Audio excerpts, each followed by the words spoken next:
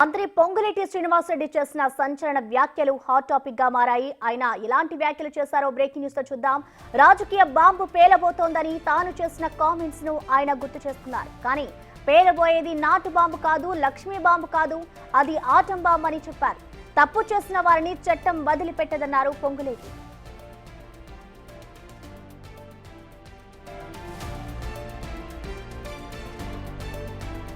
ఫలానా వ్యక్తిని, ఫలానా పార్టీకి చెందిన వారిని అరెస్టు చేస్తామని ఏ రోజు చెప్పలేదన్నారు పొంగులేటి. ఏమైనా తప్పు చేసిన భయం ఉండి అందుకు శిక్షార్హులమని అనిపిస్తే సరెండర్ అయి కోర్టు ముందు తప్పు ఒప్పుకొని న్యాయస్థానం ఇచ్చే తీర్పు ప్రకారం ఎక్కడ కూర్చోవాల్సి వస్తే అక్కడ కూర్చోవాలన్నారు. ఏ తప్పు చేయకపోతే అంత ఉలిక్కిపాటు ఎందుకని కేటీఆర్ ను ప్రశ్నించారు.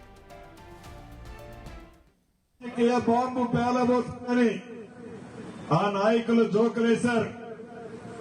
దీపావళికి లక్ష్మీ బాంబు కూడా పేలలేదు, తుస్మంది. ఇది మామూలు బాంబు కాదు, లక్ష్మీ బాంబు కాదు, ఇది తుస్సు బాంబు అన్నారు. నవ్వుతున్నాను. మళ్ళీ 2 రోజుల తర్వాత నన్ను జైల్లో పెడతారట, పాదయాత్ర చేస్తాడట. ఇవాళ చూస్తున్నాను ఏదో ఒక మీడియాలో. ఇది నాటు బాంబు కాదు, లక్ష్మీ బాంబు కాదు, తుస్సుమనే బాంబు అవునో కాదో మీరు నిర్ణయించుకోండి. ఇది తప్పు చేసిన వాళ్ళకి ఆటం బాంబు లాగా పేలబోతుంది. బాంబు.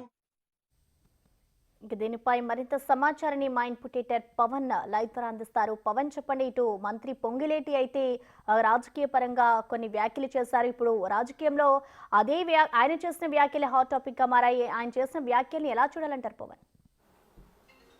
నిన్న అటు కేటీఆర్ మీడియా సమావేశం నిర్వహించారు. ఆ మీడియా సమావేశంలో ప్రభుత్వం పైన, రేవంత్ పైన వ్యక్తిగతంగా విరుచుకుపడ్డారు. తనపైన ఫార్ములా ఈ కేసులో జైలుకు పంపిస్తామంటున్నారు. ఏం తప్పు చేశానంటూ ఆయన మీడియా ముఖంగా ప్రశ్నించారు. ఒకవేళ జైలుకి వెళ్లాల్సి వస్తే వెళ్తాను, 2-3 నెలలు జైల్లో ఉండి యోగా చేసి ఫిట్ అవుతానంటూ ఆయన వ్యాఖ్యలు చేశారు. దీనిపైనే అటు మంత్రి పొంగులేటి శ్రీనివాసరెడ్డి స్పందించారు. నిన్న వరంగల్ పర్యటనలో ఆయన మాట్లాడారు. గతంలో సియోల్లో తాను చేసిన వ్యాఖ్యలను ఆయన గుర్తు చేసుకున్నారు. సియోల్ పర్యటనలో భాగంగా అప్పుడు త్వరలోనే రాష్ట్రంలో బాంబులు పేలుతాయంటూ ఆయన వ్యాఖ్యానించారు. దీనిపైన అటు బీఆర్ఎస్ పార్టీ తీవ్రస్థాయిలో మండిపడింది, రకరకాల విమర్శలు చేసింది.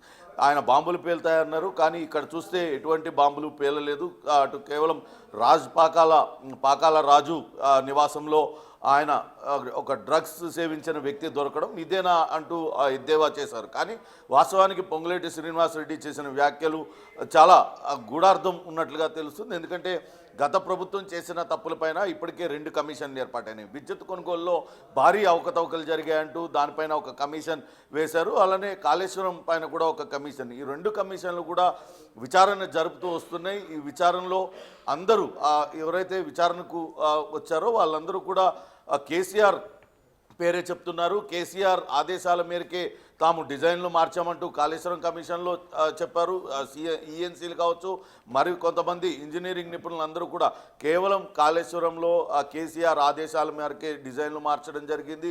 ఆయన చెప్పినట్లే చేశాము, ఆయన చెప్పినట్లే చెల్లింపులు చేశాము ఏదైతే అంటూ వాళ్ళందరూ చెప్పిన నేపథ్యంలో అది కేసీఆర్ మెడకు చుట్టుకునే అవకాశం ఉంది. అట్లనే విద్యుత్ కొనుగోలు వ్యవహారంలో కూడా అనేక రకాల అవకతవకలకు పాల్పడ్డారు. అవసరం లేకుండా కానీ ఒక డెడికేటెడ్ లైన్ వేయించడం ద్వారా 1000 కోట్ల రూపాయల పైగా నష్టం వాటిల్లే విధంగా వ్యవహరించారు. వీటిలన్నిటికీ సంబంధించి కమిషన్లు విచారణను వేగవంతం చేసే ఇప్పటికే తుది దశకు కూడా చేరుకుంటున్న నేపథ్యంలో ఖచ్చితంగా వాటిల్లో వాళ్ళు దోషులుగా తేలుతారన్న ఉద్దేశంతోనే పొంగులేటి వ్యాఖ్యలు చేశారు. మరోపక్క ఈ ఫార్ములా రేస్లో కూడా అటు మౌఖిక ఆదేశాలతో 55 కోట్లు జారీ చేశాం. మంత్రి కేటీఆర్ చెప్పడంతోనే తాను ఆ 55 కోట్లు ఇచ్చానంటూ సీనియర్ ఐఏఎస్ అరవింద్ కుమార్ చెప్పారు. ఆ కేసు కూడా ప్రస్తుతం ఏసీబీ దర్యాప్తు చేస్తుంది. వీటిలన్నిటి నేపథ్యంలోనే పొంగులేటి వ్యాఖ్యలు చేశారు. ఎవరైనా సరే తప్పు చేసిన వాళ్ళు చట్టం ముందు చట్టానికి లోబడే ఉండాలి. ఖచ్చితంగా వాళ్ళ తప్పు చేసినట్లు తెలిస్తే చట్టం తన పని తాను చేసుకుపోతుంది అంటూ చెప్పారు.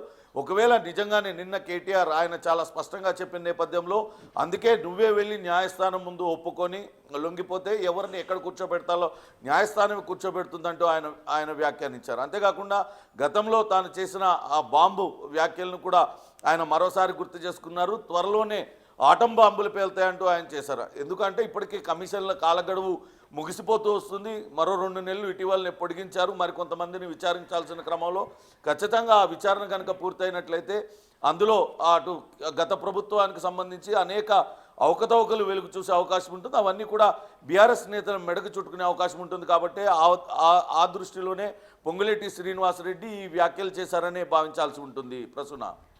Okay Pawan, thank you.